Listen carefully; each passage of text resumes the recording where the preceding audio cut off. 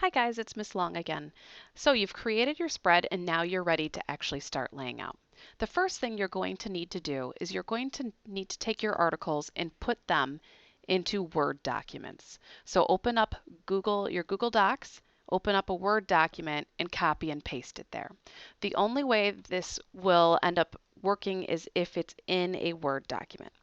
Then you should save your photos to the desktop of the computer you're working on or in your student drive. So once you've done that, you're ready to start laying out. So this is a selector arrow. You can use this to move things around on your page. This is a text tool. You can use this to create headlines, to type, to create cut lines. So if you watch, I'm creating a headline right now, or a headline space. And when I let go, I have this teeny tiny cursor right there. So I'm going to type the word headline. But you can't see it. It just looks like a gray blur. If you hit Control plus, you can zoom in. You can zoom in as much as you'd like. And if you hit Control minus, it's how you zoom out. Now I don't like that font and I don't like the size. It's entirely too small. So I'm going to highlight it. I'm going to go up here. I'm going to change the size and I'm going to change the actual font selection. I'm going to choose that one. Okay, so there's my headline. Now, I want to place a photo. Placing a photo and placing an article is the same process. You're going to hit Control and then D, and it's going to pop up something like this. And so you're going to find where you've stored it. So I store things in a G drive for newspaper, and I'm going to take something from issue 1. And I'll go to finished articles, and I'll take something out of news. I'll take cap and gown. So then I'm going to hit open. And now you'll see something like this. And so you place it in the column that you want it to start on. So I'm going to zoom out so you can see what's going on. So here's the column, but you'll notice there's a little red box down here with a plus on it. What you have to do is you have to click on that plus because it means there's more of the article.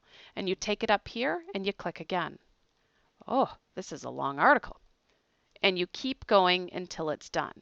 But you want your articles to be even. And so after I would go in here and I would get rid of that extra white space.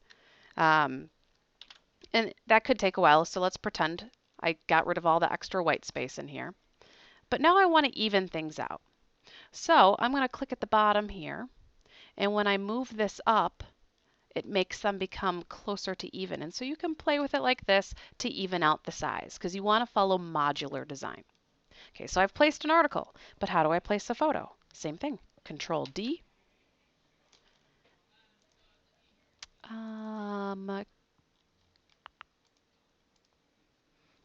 So photos, news, I want a color photo. I'm going to choose this one. Open. So here's my photo.